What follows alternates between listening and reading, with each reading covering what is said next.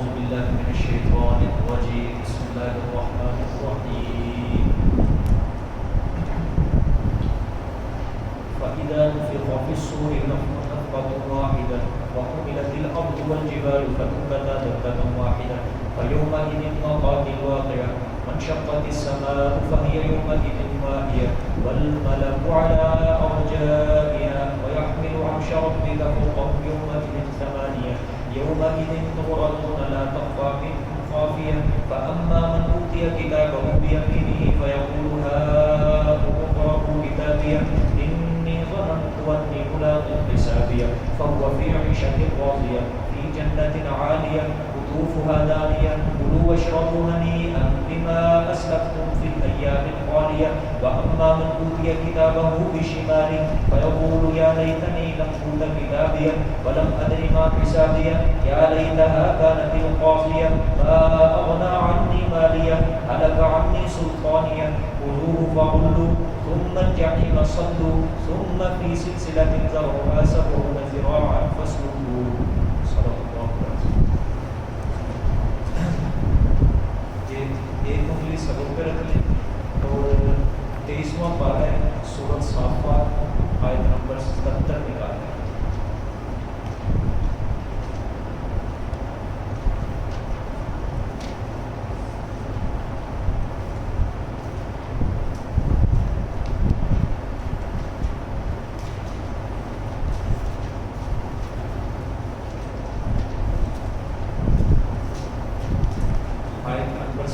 سورۃ صافات 23واں پارہ.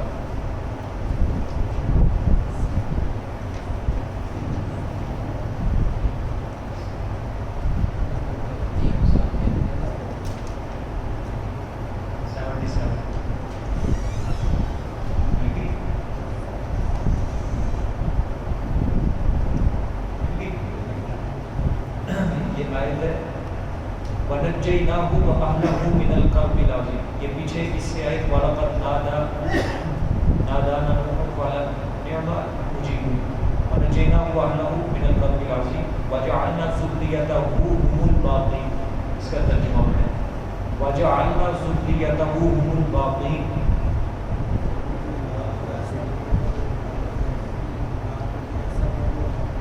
ہاں آگے وَتَرَكْنَا عَلَيْهِ فِي الْآخِرِينَ.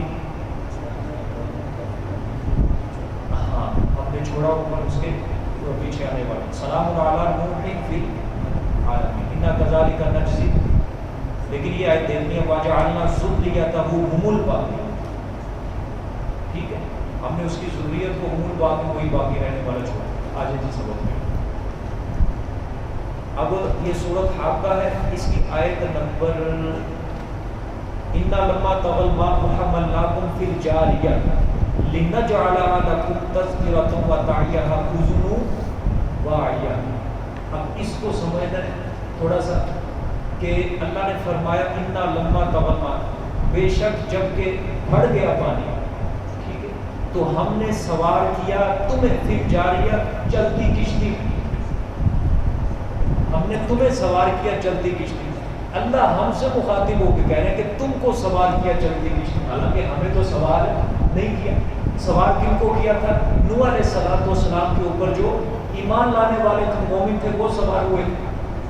ٹھیک ہے تو جواب اس کا سورۃ صافات کے اندر وَجَعَلْنَا ذُرِّيَّتَهُ هُمُ الْبَاقِينَ. یعنی اللہ فرما رہے ہیں تم ان کی پشتوں میں تھے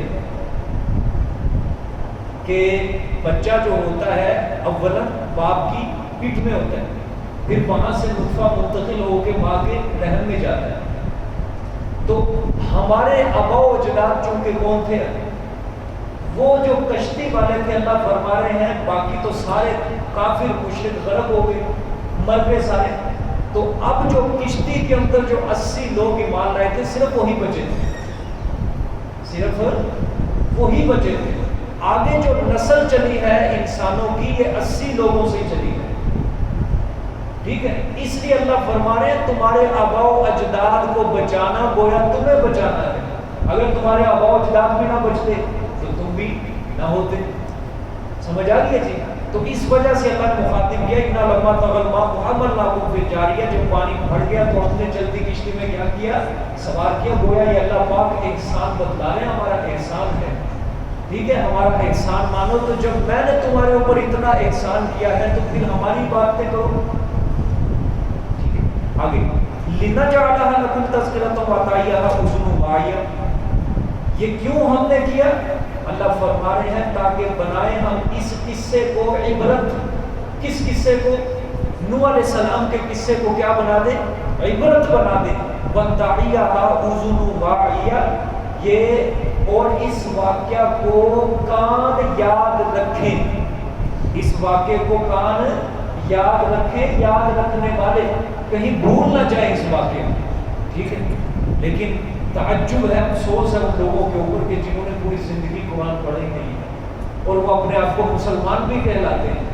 اللہ فرما رہے ہیں کیسے اللہ پاک نے یہ فرمایا. دیکھو میں پھر کہتا ہوں کون سا انداز ہے جو قرآن نے نہیں اپنایا.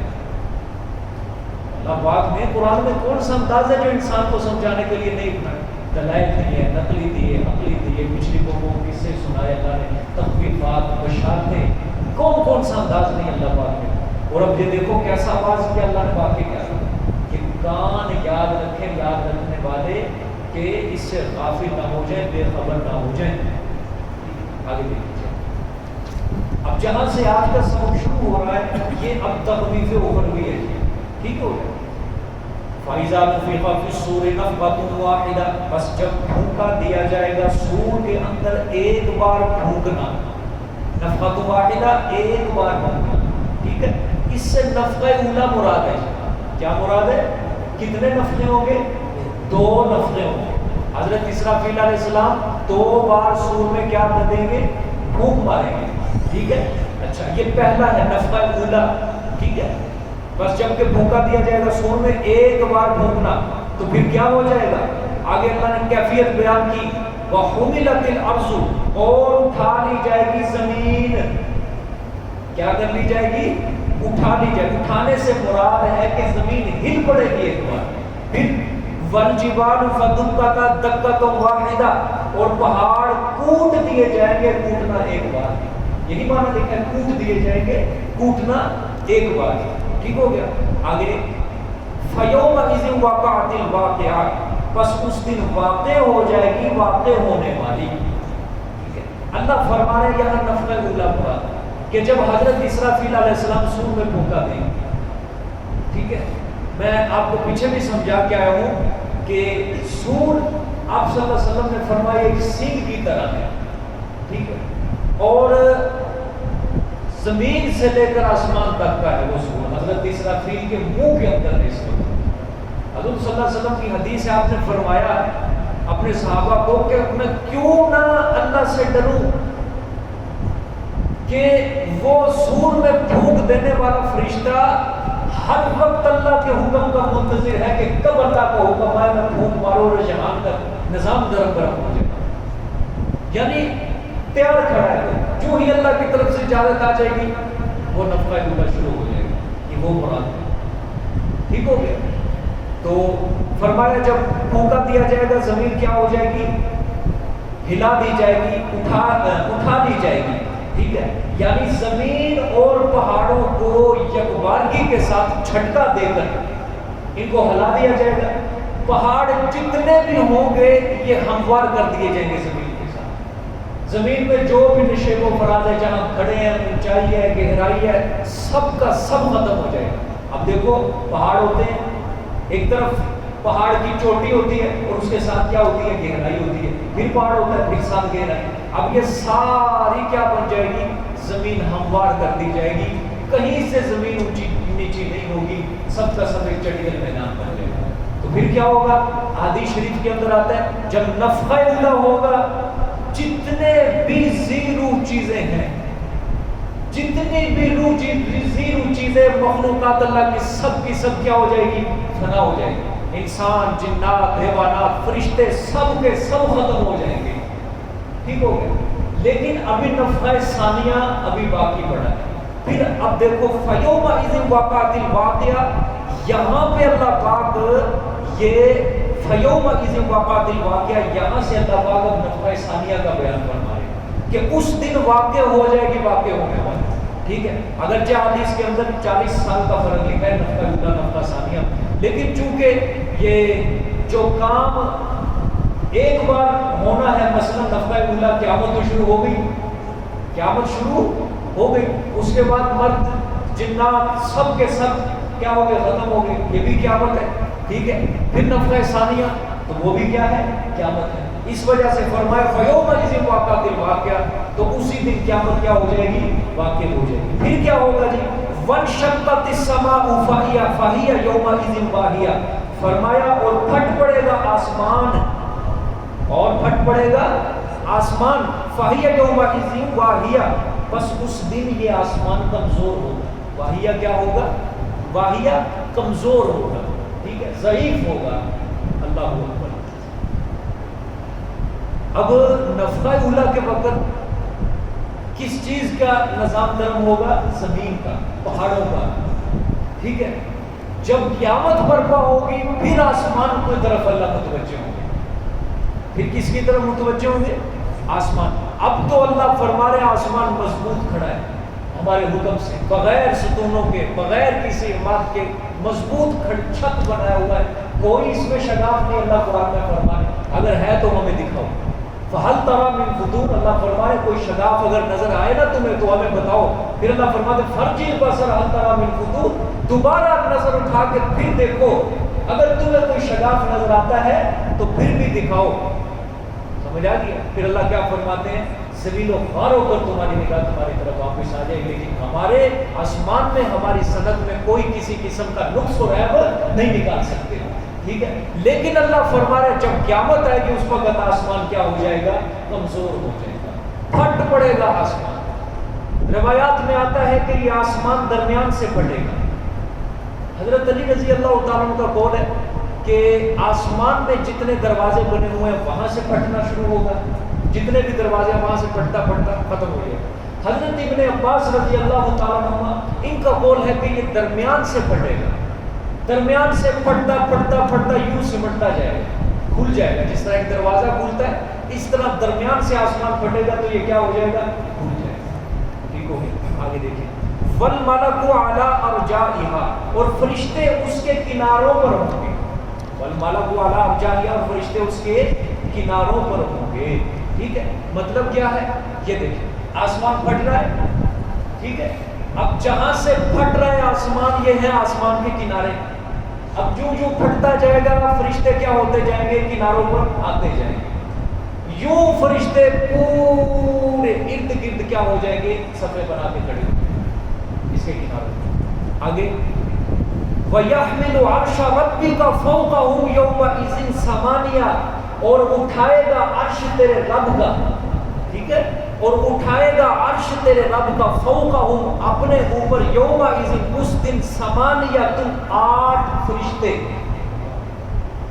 ٹھیک ہے، اب اس کی کیفیت کیا ہے، فرمایا کہ جب یہ آسمان پھٹے گا، ٹھیک ہے، دروازہ کھل گیا، نیچے زمین پر کون ہوں گے، انسان سارے کے سارے برہنہ حالت میں، کوئی کسی کے جسم پر کپڑا نہیں، کچھ بھی نہیں، سب کچھ ختم ہے. آج سب کچھ کیا ہو گیا، ختم. نہ مال ہے، نہ پیسہ ہے، نہ دولت ہے، حتیٰ کہ دھاگا تک بھی اس کے پاس نہیں ہے. اب نیچے کھڑے ہیں سارے انسان، اوپر سے جب آسمان یوں کھلے گا تو فرشتے اللہ کا عرش اٹھا کے یوں نیچے لگیں گے. ٹھیک ہے، کیفیت کے اندر نہیں جانا کہ اللہ کا عرش کیسا ہے، اس کی کرسی کیسی ہے. ٹھیک ہے، اس کے اندر فی الحال نہیں جانا. ہاں احادیث شریف کے اندر چونکہ قرآن پاک نے بھی ہمیں بتا دیا کہ اٹھائے گا عرش تیرے رب کا اپنے اوپر 8 فرشتے. ٹھیک ہے، اور یہ سورۃ حامی مومن نکالے، آپ کو یہ مسئلہ اچھی طرح سمجھ آ جائے گا. یہ 24واں پارہ ہے، اس کی آیت نمبر 7 ہے. یہ حاملین عرش فرشتے یہ ایک الگ جماعت ہے فرشتوں کی. 1140 صفحہ نمبر ہے، حامی مومن 24واں پارہ آیت نمبر 7. یہ آپ کی معلومات اور آپ کے علم میں اضافہ ہوگا. حامی مومن آیت نمبر 7 11:40 11:17 11:17 24واں پارہ ہے جی اس کا.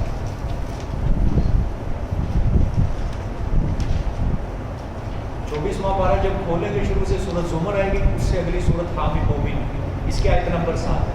مل گیا جی. آیت نمبر 7 شروع ہو رہی ہے الذین یحملون العرش. سمجھ آ گیا جی؟ الذین یحملون العرش مل گیا جی سب کو؟ ہاں جی, پیچھے والے مل گیا سب کو؟ دیکھیں الذین یحملون العرش, وہ فرشتے جو اٹھائے ہوئے ہیں عرش کو, ٹھیک ہے. ومن حولہ, اور جو اس کے ارد گرد ہیں. سبحان اللہ, یہ اب نظام اوپر کا اللہ جانے. ایک عرش کو اٹھائے ہوئے ہیں فرشتے, اور دوسرے فرشتے وہ ہیں جو اللہ کے عرش کے ارد گرد ہیں, صفے بنائے ہوئے ہیں. اور مفسرین نے فرمایا یہ صفے کیوں بنا کر کھڑے ہوئے ہیں؟ یہ اللہ کے آگے عاجزی سے کھڑے ہیں فرشتے, اللہ کے حکم کے منتظر رہتے ہیں. اللہ جو بھی حکم ان کو فرماتا ہے وہ لاتے ہیں سدرۃ المنتہا پہ. وہ فرشتے کہاں لاتے ہیں حکم؟ سدرۃ المنتہا کا پتہ ہے نا, کہ اوپر کی چیز جب نیچے آتی ہے تو یہاں رکتی ہے, اور نیچے کی چیز جب اوپر جاتی ہے یہاں سے ڈیوٹیاں بدلتی ہیں فرشتوں کی, ٹھیک ہے. اوپر والے فرشتے جب لے کے آتے ہیں سدرۃ المنتہا پہ اللہ کا حکم, وہاں پہ وہ فرشتے جو حاملین عرش کے ارد گرد قطاریں بنا کر فرشتے کھڑے ہیں وہ دیتے ہیں سدرۃ المنتہا والے فرشتوں کو. پھر وہ فرشتے آگے زمین تک حکم لے کے آتے ہیں. پھر جب یہ نیچے سے اعمال چڑھتے ہیں, گناہوں کے اعمال چڑھتے ہیں, پھر یہ فرشتے اوپر چڑھتے ہیں سدرۃ المنتہا جاتے ہیں, رک جاتے ہیں. پھر آگے دوسرے فرشتوں کی ڈیوٹی ہوتی ہے, وہ وہاں سے لے کر آگے نکلتے ہیں اللہ کے پاس, ٹھیک ہے. اچھا, ومن حولہ, جو اس کے ارد گرد, یسبحون بحمد ربہم. سبحان اللہ, اللہ کی تعریف تسبیح کر رہے ہیں وہاں پہ ہر وقت, ٹھیک ہے. لیکن یہ جو زمین کے اوپر جو انسان بنے ہوئے ہیں, جو اپنے آپ کو جنہوں نے کیڑا مکوڑا بنا لیا ہے, ٹھیک ہے, نہ طاقت نہ قوت, نہ جسمانی نہ روحانی نہ ایمانی, یہ دیکھو خدا کے ساتھ کس طرح مقابلے اور کس طرح بغاوت کر رہے ہیں. اللہ نے فرمایا وہ فرشتے تسبیح کر رہے ہیں, وَيُؤْمِنُونَ بِهِ, اور وہ ایمان لاتے ہیں ساتھ اس کے, اور پھر وَيَسْتَغْفِرُونَ لِلَّذِينَ آمَنُوا, اور وہ استغفار طلب کرتے ہیں ان لوگوں کے لیے جو زمین پر اللہ پر ایمان لے کے آئے ہیں. وہ فرشتے پتہ ہے نا ان کو کہ یا اللہ ہم تو ایک طرف رہے, ہم تیرا مقابلہ نہیں کر سکتے, اگر یہ انسان اتنے کمزور یہ تجھ پر ایمان نہ لائے تو ان کا بنے گا کیا؟ اس لیے وہ ان کے لیے کیا کرتے ہیں, مغفرت طلب کرتے ہیں جو ایمان لائے, تاکہ یہ نہ پھنس جائیں. ٹھیک ہے, آگے ربنا وسعت کل شیء رحمۃ وعلما, اے ہمارے پروردگار, آپ کی رحمت اور آپ کا علم ہر چیز کو احاطے میں رکھے, وسیع ہے آپ کا. فاغفر للذین تابوا واتبعوا سبیلک وقهم عذاب الجحیم, اے میرے ہمارے پروردگار تو ان لوگوں کو بخش دے جنہوں نے توبہ کی اور اتباع کیا تیرے رستے کا, اور بچا تو ان کو جہنم کے عذاب سے. ربنا وادخلهم, اے ہمارے رب داخل کر تو ان کو باغات ہمیشہ اللاتی وعدتہ ہوں جن کا تو نے ان سے وعدہ کیا, ومن صلح من آبائہم وازواجہم وذریاتہم, یا اللہ پاک جو نیک کام کرے ان کے آباء و اجداد میں سے ہو یا ان کی بیویوں میں سے یا ان کی اولاد میں سے, یا اللہ ان کو بھی کیا کر دے, بخش دے. انک انت العزیز الحکیم, بے شک تو کیا ہے زبردست حکمت والا. واقیم السیئات, یا اللہ ان کو برائیوں سے بھی بچا, ان ایمان والوں کو گناہوں سے بچا. ومن تق السیئات یومئذ فقد رحمتہ, اور جس کو تو نے برائیوں سے بچا لیا یا اللہ پاک فقد رحمتہ, تو تیری اس کے اوپر رحمت ہوگی. وذالک هو الفوز العظیم, اللہ یہی بڑی کامیابی. یہ حاملین عرش کا کیا اللہ نے مقولہ بیان کیا کہ وہ اللہ کے عرش کے ارد گرد یہی دعا مانگ رہے ہیں. گویا ایمان والوں کے لیے حاملین عرش فرشتے جو اس کے ارد گرد ہیں, سب ایمان والوں کے لیے کیا کر رہے ہیں, دعائیں کر رہے ہیں. ٹھیک ہو گیا. اچھا آگے کیا سنو, اب آیت میں آپ نے یہ سمجھنی ہے بات کہ یومئذ ثمانیہ, اس دن 8 فرشتے اللہ کے عرش کو. اب دیکھو یہاں پہ فرشتے کی بات نہیں ہے, یومئذ ثمانیہ آپ کے معنی مرادی نیچے کیا لکھا ہے, فرشتے لکھا ہے. اب دیکھو فرشتے جو ہوتا ہے عربی میں ملک کہتے ہیں, جس طرح اسے پچھلی آیت میں کہا والملک, اب یہاں پہ ملک کا لفظ نہیں ہے. اب سیدھا یہاں کے لفظی معنی یہ بنے گا اس دن 8 اپنے اوپر اٹھائے ہوئے. اب کیا مطلب ہے؟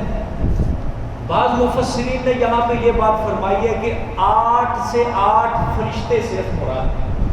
اور جن مفسرین نے کہا کہ قیامت والے دن 8 فرشتے اللہ کے عرش کو اٹھائیں گے، وہ فرماتے ہیں کہ اس وقت قیامت سے پہلے 4 فرشتوں نے اللہ کے عرش کو اٹھایا ہوا ہے، اور جب قیامت برپا ہوگی تو 8 فرشتے ہو جائیں گے، 4 اور بڑھ جائیں گے. ٹھیک ہے. لیکن حضرت عبداللہ ابن عباس کا قول وہ اس سے بھی زیادہ راجح ہے. وہ فرماتے ہیں اس سے 8 فرشتے مراد نہیں ہیں، اس سے فرشتوں کی 8 صفیں مراد ہیں. کیا مراد ہے؟ فرشتوں کی 8 صفیں. اور ایک صف میں فرشتوں کی کتنی تعداد ہے مجموعی، یہ اللہ کے سوا کوئی نہیں جانتا. یہ سب سے راجح ہوئے ہیں. ٹھیک ہے. کتنی صفیں ہوں گی؟ 8. ان 8 کے اندر کتنے فرشتے ہیں مجموعی تعداد صرف کون جانتا ہے؟ اللہ پاک جانتے ہیں. ایک صف میں کتنے ہیں، 8 صفوں کے اندر ٹوٹل کتنے ہیں. یہی معنی کیا ہے راجح، چونکہ آیت کے اندر یوم سامان فرشتے کا لفظ نہیں رہا. یہ معاملہ کہ عرش رحمان کیا چیز ہے. ٹھیک ہے. اب اس کی حقیقت اور شکل و صورت کیا ہے، اس کے بارے میں قرآن پاک بھی خاموش ہے، احادیث شریفہ بھی خاموش ہے. ٹھیک ہے. سلف و صالحین کی کیا اس کے اندر طریقہ اور عادت ہے کہ جو آیات متشابہات میں سے ہوں، جن کا معنی پتہ ہے لیکن مفہوم کا نہیں پتہ، اس کے اندر مت جاؤ. انسان گمراہ ہو جاتا ہے. اب ہمیں معنی پتہ ہے عرش اللہ کا. اب اگر ہم کہیں کہ اللہ کا عرش ہے، کرسی ہے، جس طرح کرسی واسیہ کرسی السماوات، اس کی کرسی کیا ہے؟ زمین و آسمان کو وسیع. اگر آپ کہیں کہ کرسی اس طرح کی اللہ کی، بالکل ہم مانتے نہیں. یہ تو کرسی دنیا کی ہے، اس کا نام ہم نے رکھا ہے، اور وہ پتہ نہیں کرسی کیسی ہوگی. ایک بندہ تھا، نام نہیں مجھے، وہ کہتا تھا کرسی کو کرسی کہنا ہی نہیں چاہیے، کرسی اللہ کو سجدی ہے. یہ کیا بات ہوئی؟ کرسی اللہ، کیا ہماری کرسی اللہ کی کرسی ہماری کرسی کی طرح؟ اس کی کیفیت صورت تو انسان نے بنائی، اس کا نام رکھ دیا کرسی. وسیع کرسی السماوات، اس کی کرسی زمین و آسمان کو وسیع ہے. حضرت عبداللہ ابن عباس نے اس کا معنی کیا ہے، تفسیر کی ہے کہ اس کی حکومت، اس کا اقتدار زمین و آسمان کو وسعت دی ہے. یہ مطلب ہے کرسی کا. اپنی عقل کیوں جڑاتے ہو قرآن کے معنی کہ تمہاری عقل کہتی ہے جو زمین پہ ہم کرسیوں پہ بیٹھتے ہیں یہ کرسی اللہ کی. اسی طرح عرش ہمیں کیفیت اور صورت کا نہیں پتا، نہ آپ صلی اللہ علیہ وسلم نے بتایا، نہ کسی صحابی نے، نہ تابعی نے. خاموش رہے ہیں. وہ کیا کیفیت ہے عرش کی، کوئی نہیں جانتا. بات سمجھ میں آ گئی ہے؟ دیکھیں جی آگے، یومئذ تعرضون لا تخفی منکم خافیہ. فرمایا نہیں چھپے گی کوئی تمہاری پوشیدہ بات. یومئذ تعرضون، اس دن تم پیش کیے جاؤ گے. عدالت کے اندر جس طرح مجرم کو پیش کیا جاتا ہے، یومئذ تعرضون، اس دن تم پیش کیے جاؤ گے اللہ کی عدالت میں. کس کے لیے؟ حساب و کتاب کے لیے. لا تخفی منکم خافیہ، کیا ہوگا؟ نہیں چھپے گی کوئی تمہاری پوشیدہ بات. کوئی تمہاری پوشیدہ بات نہیں چھپے گی. اللہ اکبر. دنیا کے اندر تو ہم چھپا لیتے ہیں، لیکن وہ چونکہ عدالت کس کی ہے؟ مالک الملک کی ہے، مالک لم یزل کی ہے، خالق کائنات ارض و سماوات کی ہے. اس لیے اللہ نے فرمایا کوئی چھوٹی سے چھوٹی بات بھی تمہاری نہیں چھپی ہوگی، ہمارے سامنے ہوگا کالا سارا. اللہ آگے دیکھیں اللہ پاک پناہ عطا فرمائے.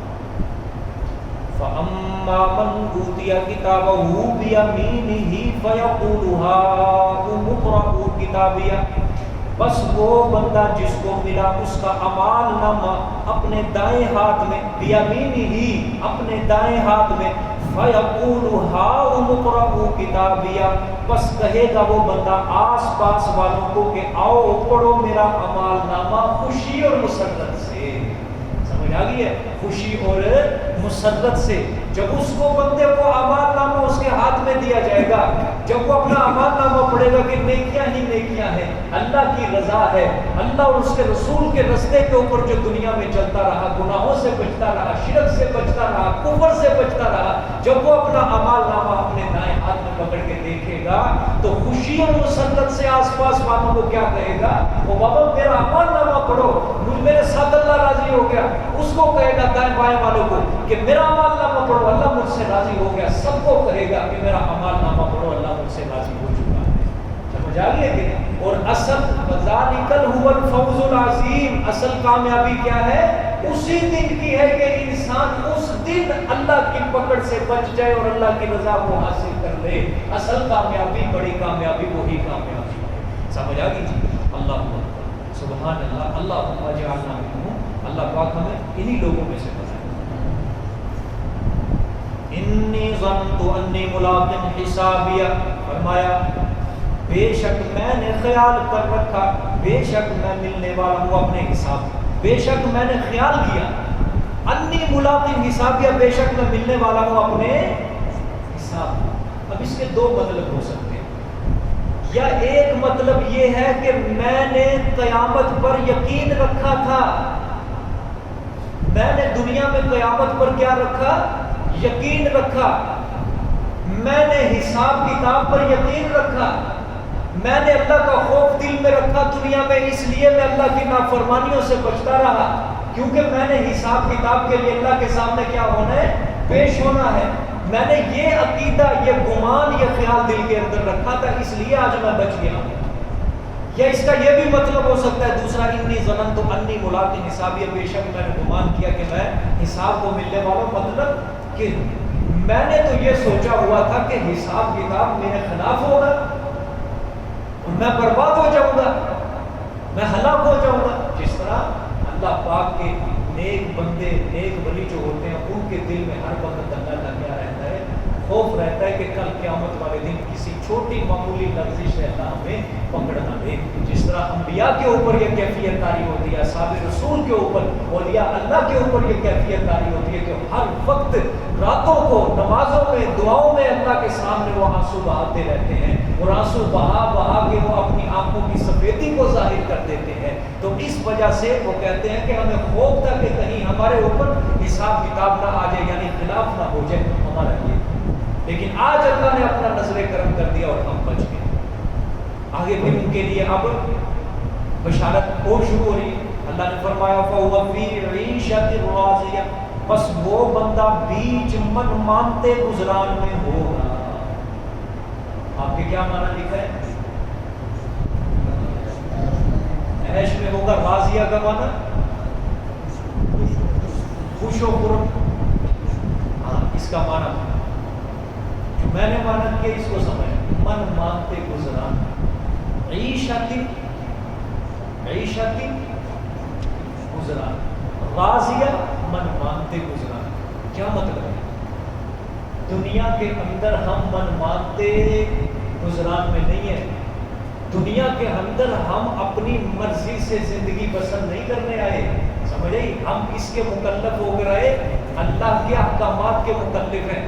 اللہ نے فرمایا دنیا کے اندر اگر رہنا ہے تو جو حد اور کنارہ میں نے کھینچ دیا ہے اسی کے اندر رہنا ہے۔ اگر اس سے باہر نکلو گے تو کیا ہو جائے گا؟ کباڑا ہو جائے گا تمہارا، گناہ ہوگا، میری نافرمانی ہوگی، میں تمہاری پکڑ کروں گا۔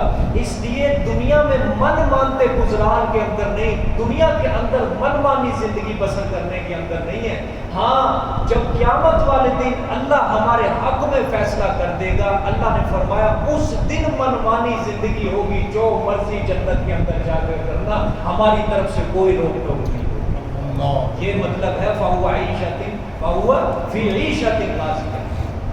ٹھیک ہے، سورۃ قاریہ کے اندر بھی اللہ نے فرمایا فَأَمَّا مَنْ ثَقُلَتْ مَوَازِينُهُ، کہ جس کے اعمال نامہ نیکیوں کا عمل بھاری پڑ جائے گا، فَهُوَ فِي عِيشَةٍ رَاضِيَةٍ، بس وہ منمانی زندگی میں۔ وَأَمَّا مَنْ خَفَّتْ مَوَازِينُهُ فَأُمُّهُ هَاوِيَةٌ، اور جس کا اعمال نامہ گناہوں کا کیا ہو گیا؟ بھارا ہو گیا، فَأُمُّهُ هَاوِيَةٌ، وہ کھڑے کے اندر گرے گا۔ اللہ پاک ہم سب کی حفاظت فرمائے اور اپنے نیک بندوں میں ہمارا شمار کرے. اس کے بعد فی جنت عالیہ، سبحان اللہ. اب اس کی یا آسان کر کے فہو فی عیشۃ راضیہ، یہ آیت کے درمیان میں دیکھو یہ لام الف لا لکھا ہے. اس کا مطلب پتہ کیا ہوتا ہے؟ اللہ کی بات ابھی تک ختم نہیں ہوئی، ابھی بات جاری ہے. ٹھیک ہے، کہیں جگہ پہ لکھا ہوتا ہے چھوٹا سا کوئی لکھا ہوتا ہے، مطلب کیا ہوتا ہے؟ اللہ کی بات ختم ہوئی لیکن بات جاری ہے. اب فہو فی عیشۃ راضیہ، اب اس کی تفصیل اللہ آگے کریں گے. یعنی من مانتے گزران میں ہوگے، یعنی فی جنت عالیہ، بیچ باغ اونچے اونچے کے، یعنی اونچے بلند و بالا باغات کے اندر وہ ہوں گے. سمجھ آ گئی ہے؟ بلند و بالا باغات کے اندر ہوں گے. اللہ اکبر. حضور صلی اللہ علیہ وسلم نے فرمایا جنت کے 100 درجے ہیں، 2 درجوں کے درمیان زمین اور آسمان جتنا فاصلہ ہے. اتنے بلند و بالا باغات ہوں گے وہاں پہ جو اللہ پاک ایک ایک بندے کو عنایت فرمائے. اللہ پاک سب کے حصے کے اندر یہ ساری نعمتیں فرمائے. قطوفها دانیہ، اچھا سبحان اللہ. پھل ان کے قریب ہوں گے، پھل ان کے کیا ہوں گے؟ قریب ہوں گے، جھکے ہوئے ہوں گے. یہ مطلب ٹھیک ہے، 2 مطلب. چلو آسان، قریب ہوں گے. اب دیکھو آپ کسی درخت کے قریب کھڑے ہوئے، پھل تو آپ کے قریب ہے، درخت قریب ہے، لیکن پھر بھی آپ کو کچھ مشقت تو کرنی پڑے گی، اتارنا پڑے گا. ہاتھ اوپر، پہنی اوپر، اس کو کھینچنا پڑے گا، پھر پھل اتارنا پڑے گا. لیکن حدیث شریف کے اندر آتا ہے جنتی کو جنت کے اندر یہ زحمت کرنے کی بھی ضرورت پیش نہیں آئے گی. یہ مشقت، چھوٹی سے چھوٹی مشقت بھی ضرورت نہیں آئے گی. مثال کے طور پہ درخت لگا ہوا ہے وہ دروازے کے قریب اور میں ہوں یہاں، درخت پھر بھی مجھ سے بھی دور نہیں ہے، نزدیک ہی ہے. ٹھیک ہے، تو فرمایا جنتی بیٹھے ہوئے ہوں گے اپنے تختوں کے اوپر ٹیب لگائے ہوئے، شراب کا دور چل رہا ہوگا، بیٹھے ہوئے ہوں گے، درخت تھوڑا سا دور ہے. تو اب جنتیوں کے دل میں خواہش پیدا ہوگی میوے کی، پھلوں کی.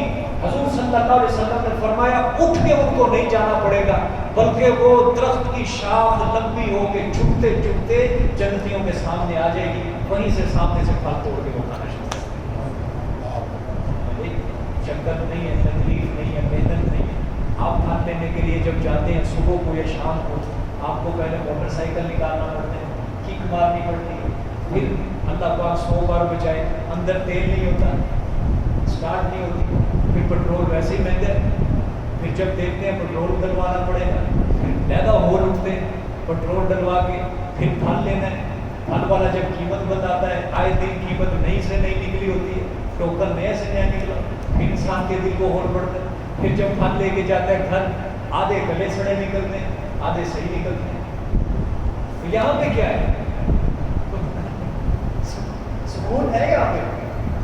پھر جب گلے سڑے نکل گئے، پھر وزیر اعظم صاحب کی باتیں سننی پڑی، یہ بھی کمپنی کا نمائندہ کرنا، اتنے آگے مار کھا گئے.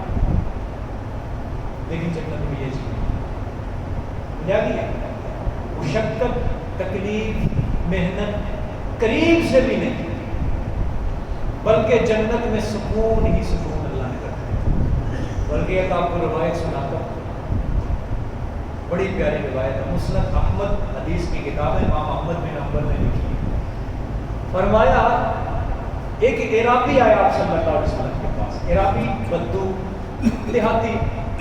اب دیہاتیوں کو جو تعلیم بھی کم ہوتی ہے اور بات کرنے کا انداز بھی کا تھوڑا سا عجیب ہوتا ہے. عراقی آیا آپ صلی اللہ علیہ وسلم، آ کے اس نے سوال کیا جنت کے پھلوں کے بارے میں. یا رسول اللہ صلی اللہ علیہ وسلم جنت ہے؟ فرمایا ہے. فرمایا جنت کے اندر درخت ہے؟ آپ نے فرمایا وہاں ایک طوبہ درخت ہے، بڑا لمبا درخت، قرآن میں بھی اس کا ذکر ہے، طوبہ. فرمایا کتنا بڑا ہے وہ درخت؟ آپ صلی اللہ علیہ وسلم نے فرمایا تیری زمین کے اندر اس درخت کے مثل کوئی بڑا درخت ہے ہی نہیں. یعنی اتنا بڑا جنت میں وہ درخت ہے. حضرت عبداللہ ابن عباس فرماتے ہیں پوری جنت کے اندر اس درخت کی شامل ہے، اتنا بڑا درخت. اچھا، اس بندے نے سوال کیا یا رسول اللہ صلی اللہ علیہ وسلم جو جنت کے شاخیں ہیں، درختوں کی شاخیں، وہ کتنی بڑی ہیں؟ آپ نے فرمایا کہ کالا کوا 1 مہینے تک اڑتا رہے تب بھی اس کی شاخ ختم نہیں ہو. کالا کوا 1 مہینے تک لگاتار اڑتا رہے تب بھی اس کی شاخ کا سایہ ختم نہیں ہو. اس نے کہا کہ جنت کے درخت کا تنا کتنا بڑا ہے. آپ نے فرمایا اونٹنی کا بچہ تنے کے ارد گرد چکر کاٹنے کے لیے چھوڑ دیا جائے, چکر کاٹنے کے لیے چھوڑ دیا جائے. فرمایا وہ اونٹنی کا بچہ بوڑھا ہو کر گر پڑے گا لیکن تنے کا ایک چکر بھی پورا نہیں کر سکے گا. اس نے کہا اچھا جنت کا انگور کتنا بڑا ہے. آپ صلی اللہ علیہ وسلم نے فرمایا کہ اب تیرے باپ نے کوئی بڑا سارا بکرا اس کو پکڑ کے ذبح کر کے اس کی کھال اتار کے تیری ماں کو پکڑایا ہو کہ اس کا ڈول بنا لے کھال کا. اس نے کہا ہاں. تو آپ صلی اللہ علیہ وسلم نے فرمایا جتنا ڈول بنتا ہے کھال کا اتنا بڑا بڑا انگور ہوگا, یعنی اتنا بڑا انگور ہوگا. اس بندے نے جب یہ بات سنی اس نے کہا یا رسول اللہ پھر تو یہ انگور میرے لیے اور میرے ماں باپ کے لیے کافی ہوگا. اس آپ صلی اللہ علیہ وسلم نے فرمایا صرف تیرے اور تیرے ماں باپ کے لیے نہیں بلکہ تیرے پورے خاندان اور برادری والوں کے لیے ایک انگور ہی کافی ہے. قطوفھا دانیہ, پھل بھی کیا ہوں گے, قریب ہوں گے اور لذیذ ہوں گے. اور پھر حدیث شریف کے اندر آتا ہے ایک پھل کی کئی قسمیں. مثلا انگور ہے جس طرح دنیا کے اندر ہے کئی انگور کی قسمیں, لیکن جنت کے اندر تو بے شمار ایک پھل کی قسمیں ہوں گی اور ہر پھل کے اندر مختلف ذائقے. اور پھر فرمایا حدیث شریف کے اندر ہی یہ خلاصہ ہے کہ جنت کے اندر جب وہ ایک پھل کا ذائقہ چکھ لے گا دوبارہ کبھی اس کا ذائقہ اس کو نہیں چکھا جائے گا. ایک بار ہی چکھے گا, دوبارہ جو ذائقہ چکھے گا وہ پہلے سے بھی زیادہ لذیذ, پھر چکھے گا وہ اور زیادہ لذیذ, پھر چکھے گا. ایک پھل کی ایک قسم کے اندر بے شمار لاتعداد اللہ نے ذائقے رکھے. یعنی جنت کو کوئی بندہ سر نہیں کر سکتا کہ کوئی انسان کہے وہاں پہ یہ نعمت مجھے پہلے بھی مل چکی ہے. سورۃ بقرہ کے اندر ہے یہ بات, وَأُتُوبِهِ مُتَشَابِهًا, ملتے جلتے پھل. مطلب وہ دیکھیں گے نا کہ انگور آ گیا سامنے, انہوں نے دیکھا کہ یہ دنیا کے اندر بھی کھاتے ہیں. مثلا دنیا کے اندر کوئی بندہ دال روٹی کھائے وہ کہے کہ یہ دنیا کے اندر بھی ہمیں ملتی رہی ہے, اب جنت میں بھی دال روٹی. تو فرمایا کہ وہ دنیا کے جو پھل تھے ان کے ذائقے اور تھے. ہاں ملتے جلتے ہیں دنیا کے پھلوں کے ساتھ, لیکن ان کو کھا کے دیکھو ان کے لائزے, ان کے ذائقے, ان کی لذت ان سے مختلف ہونے رکھی. ملتے جلتے ہوں گے لیکن ان کی لذت اور مٹھاس اور ذائقہ کیا ہوگا, بالکل دنیا کے ذائقوں سے مختلف ہوگا. آگے کُلُوا وَاشْرَبُوا هَنِيئًا بِمَا أَسْلَفْتُمْ فِي الْأَيَّامِ الْخَالِيَةِ. فرمایا ہاں یہ برکت کے لیے اللہ فرما رہے, کھاؤ اور پیو برکت کیا ہوا بسبب کس کے, یوں ہی نہیں, بما اسلفتم فی الایام الخالیہ, بسبب ان عقائد اور اعمال کے جو آگے بھیج چکے ہو تم بیچ دنوں گزرے ہوں کے. فی الایام الخالیہ سے مراد ہے دنیا کی زندگی.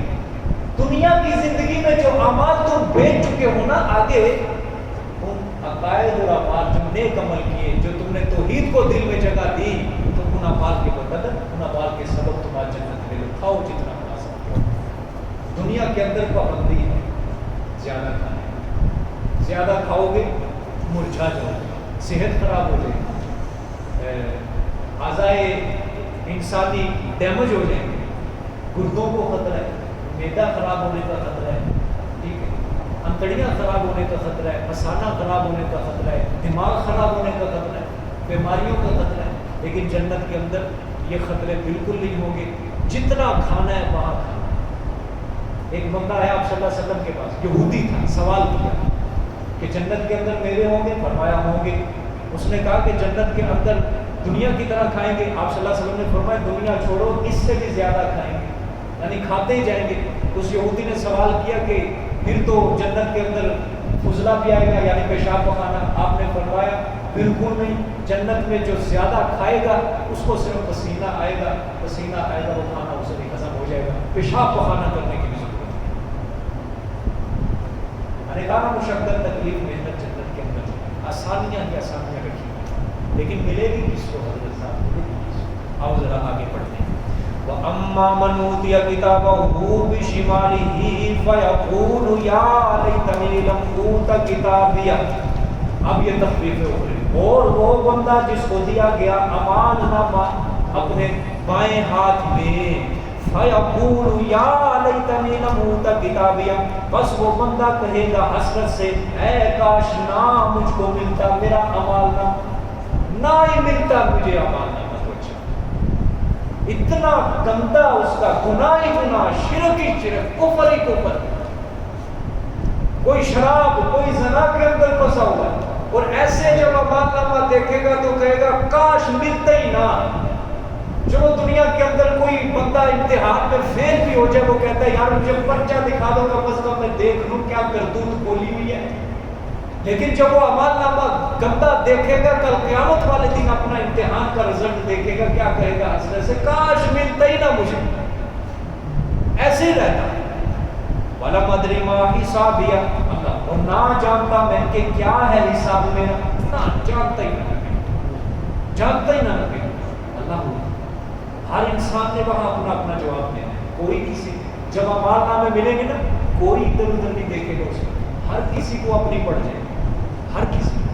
سورۃ کہف کے اندر ہے اللہ نے فرمایا وَوُضِعَ الْکِتَابُ فَتَرَى الْمُجْرِمِینَ، جب مجرموں کے سامنے ان کا اعمال نامہ رکھ دیا جائے گا، مشفقین مما فیہ، تو سب کے سب ڈر جائیں گے جو کچھ اس اعمال نامے میں لکھا ہوگا، سب ڈر جائیں گے. فرمایا وَيَقُولُونَ يَا وَيْلَتَنَا مَا لِهَٰذَا الْكِتَابِ، کہیں گے مجرم وہ یہ کیا پکڑا دیا ہم نے، کیسی کتاب ہے یہ، کیا پکڑا دیا ہمیں. لا یغادر صغیرۃ ولا کبیرہ، فرمایا نہ کوئی چھوٹا گناہ چھوڑا نہ کوئی بڑا گناہ چھوڑا، ہر چیز یہاں پہ لکھی ہوئی ہے. پھر اللہ دوسری مرتبہ قرآن پاک میں فرماتے ہیں تو گناہ کر کے بھول جاتا ہے دنیا میں، لیکن کل قیامت والے دن ساری لسٹ تیرے آگے رکھے گا. اس لیے کہے گا لا صغیرۃ دعا کرو کہیں آ جائے. دعا کرو. حضرت صاحب کہہ رہے ہیں حوروں کی لذت ہی ختم ہو گئی. تخفیف اخروی ہے نا، جہاں اللہ پاک جنت کا تذکرہ سناتے ہیں پھر وہاں جہنم بھی آتی ہے. ٹھیک ہے. اللہ کو فرمایا کہ وَلَمْ أَدْرِ مَا حِسَابِيَهْ، دیے ہی نہ جاتا، اور نہ چھوٹی چیز چھوڑی نہ بڑی چیز چھوڑی، سب کچھ. پھر کیا ہوگا یا لیتہا کانت القاضیہ، فرمایا اے کاش ہوتی پہلی موت فیصلہ کرنے والی، اور جو موت آئی تھی وہی فیصلہ کر دیتی، دوبارہ کیوں اٹھنا پڑا مجھے، وہ موت ہی اچھی تھی. حالانکہ دنیا میں جو موت آتی ہے اس وقت کا جو عالم انسان پہ ہوتا ہے، انسان کو سارے دنیا کی دکھ درد تکلیفیں بھول جاتی ہے، سب بھول جاتا ہے، مال پیسہ دولت جتنی تجوری بھری ہوتی ہے سب. لیکن قیامت والے دن اس کو موت بھی اچھی لگے گی، کہے گا وہ موت ہی اچھی تھی میرے لیے، دوبارہ کیوں نہ زندہ کر دیا گیا. فرمایا ما اغنا عنی مالیہ، ترجمہ غور سے، نہیں کام آیا مجھ کو میرا مال، جس کے پیچھے دنیا میں لگ کے میں نے اپنی زندگی کو برباد کر دیا، تباہ کر دیا. ہلک عنی سلطانیہ، ہلاک ہوئی مجھ سے حکومت پہ.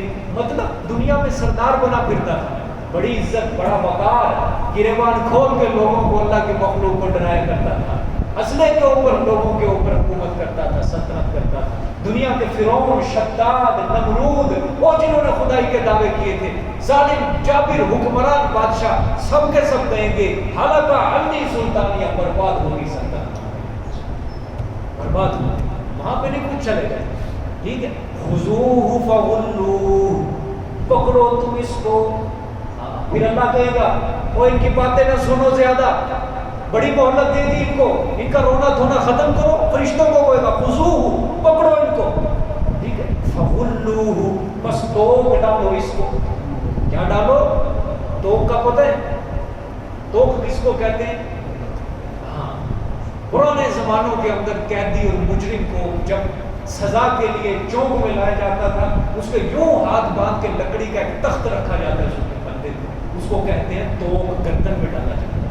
یا اس کے ملتا جلتا ایسے گلے کے اندر ایک لوہے کا اینگل بنا ہوتا تھا، اس کے اندر زنجیر لگی ہوتی تھی، اور وہ زنجیر اگلا بندہ پکڑ کے اس مجرم کو لے کے آتا، وہ تو ڈالو ان کو گلے میں تو، پھر ثم الجحیم صلو، پھر ڈالو آگ کے ڈھیر میں، کس میں؟ آگ کے ڈھیر میں، ٹھیک ہے؟ پھر ثم فی سلسلۃ ذرعها 70 ذراعا، پھر بیچ زنجیر کے، کس میں؟ بیچ زنجیر کے، سلسلہ کے، ذرعها 70 ذراعا، لمبائی اس زنجیر کی 70 گز ہوگی، کتنی؟ 70 گز اس زنجیر کی لمبائی ہوگی، اتنی بڑی لمبائی زنجیر کی اس کے گلے میں ڈال کر پھر اس کو جہنم کے ڈھیر میں ڈالا جائے۔ اللہ پاک سب کی حفاظت کرتا ہے، اللہ پاک سب کی حفاظت، لیکن انسان کافی نہیں ڈرتے اللہ پاک سے۔ تو یہ اللہ کا کتنا پیارا انداز ہے سب کا کہ آج ہی سمجھ جاؤ اچھے رہو گے، کل بھی آنا ہے تم نے میرے پاس، آج ہی اللہ پاک بتا رہا ہے قیامت کے منظر، تو جو نہیں سمجھے گا پھر آج، تو پھر اس سے بڑا بے وقوف انسان کون ہو سکتا ہے؟ بے وقوف انسان کن دنیا کی غفلتوں کے اندر پڑے، جس کو خدا خود بنانے والا، جس کو خود کہہ رہا ہے، اور سارا دھوکے کا نفع ہے، بنانے والا خود کہہ رہا ہے نہ پڑھو اس دنیا کے اندر، پھر اس سے بڑا بے وقوف انسان کوئی ہو سکتا ہے؟ 70 گز لمبی زندگی، دنیا کے اندر تو عزت حاصل کر لیتے ہیں، ٹھاٹ باٹ اچھے کپڑے پہن کے، عزتیں لوگوں کی پیسے کے سر پہ، بندوق کے سر پہ لوگوں سے عزتیں حاصل کر لیتے ہیں، لیکن دنیا کی قیامت والے دن کیا بنے گا؟ 70 گز فَاسْلُكُوهُ، پھر فرمایا بس اس کو جکڑ دو ان زنجیروں میں۔ اللہ پاک سب کی حفاظت فرما، اللہ پاک جنتی لوگوں میں سے بنائے، جزاک اللہ۔